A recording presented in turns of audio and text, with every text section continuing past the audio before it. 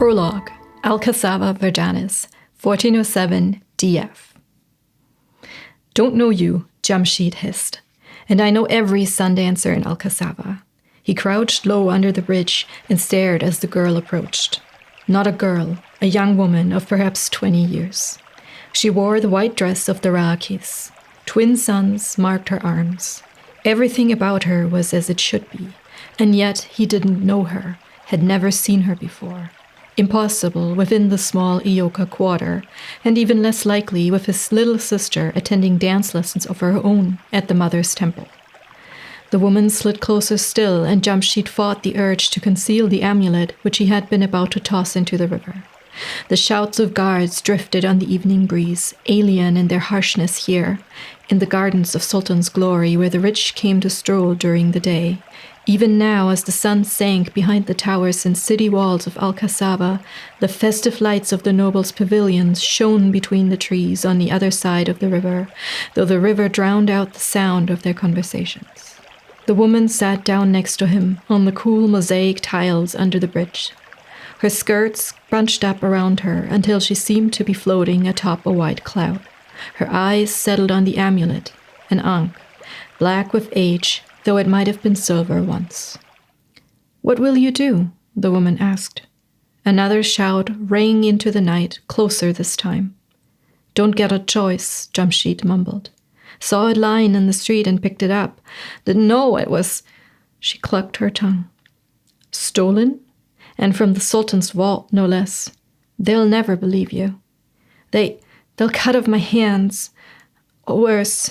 Jamshid stared at his fingers, balled them into fists. The woman smiled. "The ankh is cursed. Toss it. Deliver it to the guards. Either way, it will alter the course of your life." "How do you—" He scrambled backward, keeping her in his sights. "Who are you? I know all the Raakis who live at the temple. You're not one of them." "Quite right, I'm not," she laughed, giggled, really, and waved him off before she turned serious again. "I do, however, know the ankh. I understand its value and the danger it poses to Verdanes. You have to make a choice, young one. In your hands you hold the ankh of dust, and if you toss it into the river, its magic will unravel." "Ah, that made you hesitate. You do know the name?" "It's but a tale to scare children. They teach it at the Father's temple." "And you are not a child to believe in such stories?" She leveled her gaze at him until he flinched. Jamshid bared his teeth. "I'm 15, near old enough to begin training at the gardens." "A future warden of the gate?" The woman gave a low whistle. "Then you really should know better than to disregard the old stories, little Quiam. The monsters that haunt the gardens are real, unlike the dust ankh. But what of the creature trapped inside the ankh? What if it is real, after all? Would you release it into the four lands, just to save yourself?" "The shadow, doom and terror," Jamshid swallowed. I can't. And yet," the woman grinned, "doesn't everyone deserve a second chance? Don't you? Imagine what those guards will do to you. Your father will be forced to choose between his honor and his son." "I can't," Jamshid moaned.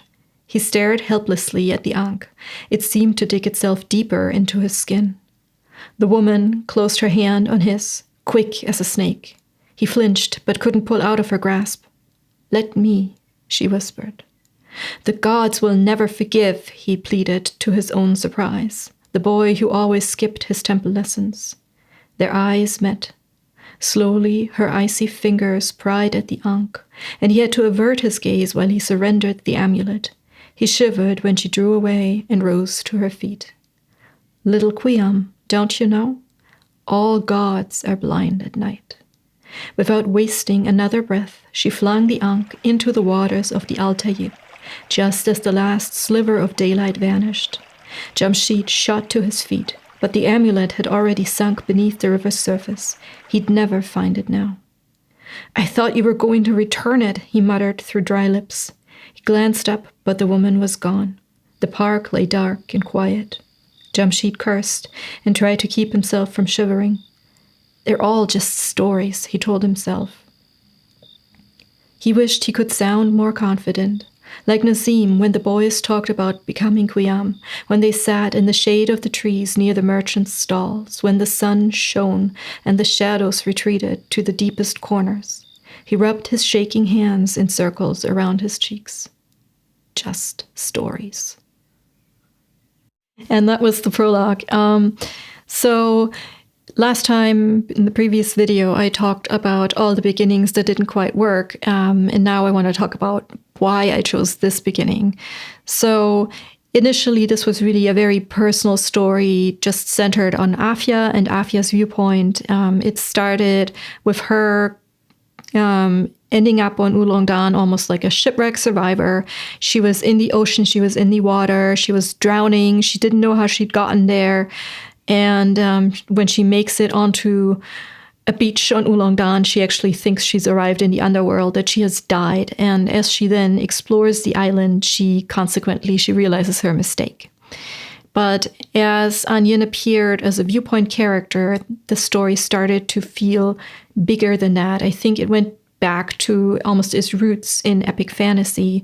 And so I wanted to give it a prologue that gives you a hint of that, a promise of bigger things to come. This story is a huge story. It spans multiple continents. It spans multiple cultures. It has a huge cast of characters. And it has so much more going on than just what we see that's happening with Afia and Anyin on Oolong Dan. And so that's my promise that I'm making to you with this prologue, that it's a huge story, that it's much more complicated than it first seems, and that there's other forces at work, other characters at work, and that we're going to see a much bigger story unfold over the course of 3 books. So I hope I kept to that promise in this prologue.